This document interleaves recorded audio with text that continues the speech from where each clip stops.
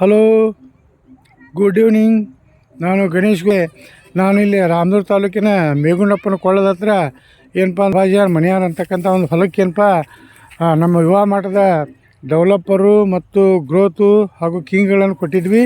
ಇದು ಸ್ಟಾರ್ಟಿಂಗಿನಿಂದ ಏನಪ್ಪ ಅಂತಂದರೆ ನಮ್ಮ ಯುವ ಮಠದ ಡೆವಲಪರು ಮತ್ತು ಗ್ರೋತ್ಗಳನ್ನು ಹಾಕಿ ಮೊದಲು ಡ್ರಿಂಕ್ಸ್ ಮಾಡಿದ್ವಿ. ತದನಂತರ ಏನು ಮಾಡಿದ್ವಪ್ಪ ಅಂತಂದರೆ ಗ್ರೋತು ಹಾಗೂ ಕಿಂಗ್ಗಳನ್ನು ಸ್ಪ್ರೇ ಮಾಡಿದ್ವಿ. ರಿಸಲ್ಟ್ ಕೂಡ ಅಲ್ಟಿಮೇಟ್ ಐತೆ. ಯಾಕಂತಂದರೆ ಟೋಟಲ್ ಇದು 1.5 ತಿಂಗಳು ಕಬ್ಬು. ಯಾಕಂದ್ರೆ ಮರಿಗಳು ಸಾಕಷ್ಟು ಹೊಡಿತಿದ್ದಾವೆ ನೋಡ್ಬೋದು. ಯಾಕಂತಂದರೆ ಇವತ್ತು ಎಣ್ಸಾಕವರು ಕೂಡ ಸಾಧ್ಯ ಇಲ್ಲ. ಆ ಟೈಪ್ ಏನಪ್ಪ ಮರಿಗಳ ಸಂಖ್ಯೆ ಸಾಕಷ್ಟು ಹೊಡೆದಾವ. ಅದಕ್ಕೆ ರೈತರ ಒಂದು ತಲೆಯಾಗಿ ಏನಿತ್ತಪ್ಪ ಅಂತಂದರೆ ರಾಸಾಯನಿಕದಿಂದ ಮಾತ್ರ ಏನಪ್ಪ ಅಂದ್ರೆ ಕಬ್ಬು ಬರ್ತಾವೆ, ಬೆಳೆಗಳು ಬರ್ತಾವೆ. ಆದರೆ ಸಾವಯವದಿಂದ ಬರ್ತಕ್ಕಂಥ ಒಂದು ಬೋರ್ದುಲ್ಸರ್ ಅಂತಕ್ಕಂಥ ಒಂದು ಕಲ್ಪನೆ ಒಳಗದಾರ.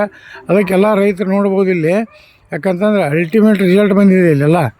ಹೆಂಗಪ್ಪ ಅಂತಂದರೆ ಇದು ಫೇಲ್ ಆದಂಥ ಒಂದು ಬೆಳೆ. ಇದು ಈ ಫೇಲ್ ಆದಂಥ ಬೆಳೆನ ಕೂಡ ನಾವು ಏನಪ್ಪ ಅಂತಂದರೆ ಈ ಟೈಪ್ ರಿಸಲ್ಟ್ ತೆಗೆದೀವಿ ಅಂತಂದರೆ ನಂಬಕ್ಕೆ ಆ ರೈತರಿಗೆ ಏನಪ್ಪ ನಂಬಕ್ಕೆ ಸಾಧ್ಯ ಆಗ್ತಾಯಿಲ್ಲ. ಅದಕ್ಕೆ ಹೀಗಾಗಿ ಏನಪ್ಪ ಅಂದ್ರೆ ಎಲ್ಲ ರೈತರು ಏನಪ್ಪ ಅಂತಂದ್ರೆ ರಾಸಾಯನಿಕ ಗೊಬ್ಬರವನ್ನು ಬಿಟ್ಟು ನಮ್ಮ ಯುವ ಮಠದ ಡೆವಲಪರು ಕಿಂಗ್ ಗ್ರೋತ್ಗಳನ್ನು ಬಳಸಿ ಸಾಕಷ್ಟು ಕಡಿಮೆ ಖರ್ಚಿನಲ್ಲಿ ಸಾಕಷ್ಟು ಇಳುವರಿಯನ್ನು ಪಡಿಬೇಕು.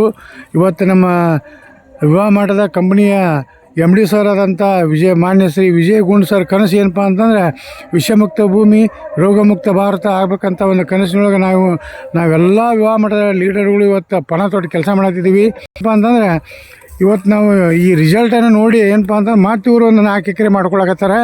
ಅದಕ್ಕೆ ಹೀಗಂದರೆ ಎಲ್ಲ ರೈತರು ಇವತ್ತು ರಾಸಾಯನಿಕವನ್ನು ಬಿಟ್ಟು ನಮ್ಮದು ಒನ್ಲಿ ಫಾರ್ ಯುವ ಮಠ. ಯಾಕಂದರೆ ನಮ್ಮ ಸಾವಯವ ಕಂಪ್ನಿಗೆ ಏನಪ್ಪ ಅಂದ್ರೆ ಫಾರ್ಮು ಕೂಡ ಸಿಕ್ಕಿದೆ. ಆಮೇಲೆ A2 ಲೈಸೆನ್ಸು ಕೂಡ ಇದೆ. ಎಲ್ಲ ಲೀಗಲ್ ಆಗಿದಾವೆ. ಎಲ್ಲ ಕೂಡ ಏನೈತಿ ನಮ್ಮದು ಲೀಗಲ್ ಆಗಿರ್ತಕ್ಕಂಥ ಒಂದು ಕಂಪ್ನಿ ಐತಿ. ಅದಕ್ಕೆ ಏನಪ್ಪ ಅಂತಂದ್ರೆ ಎಲ್ಲ ರೈತರು ಕೂಡ ಏನಪ್ಪ ಅಂತಂದ್ರೆ ನಮ್ಮ ಯುವ ಮಠದ ಡೆವಲಪರು ಕಿಂಗ್ ಗ್ರೋತ್ಗಳನ್ನು ಬಳಸಿ ಕಡಿಮೆ ಖರ್ಚಿನಲ್ಲಿ ಹೆಚ್ಚು ಇಳುವರಿ ಪಡೆದುಕೊಳ್ಬೇಕಂತ ಹೇಳ್ತಾ ನಾನೊಂದೆರಡು ಮಾತಿಗೆ ವಿರಾಮ ಮಾಡ್ತೀನಿ. ಜೈ ಹಿಂದ್, ಜೈ ಯುವ ಮಠ.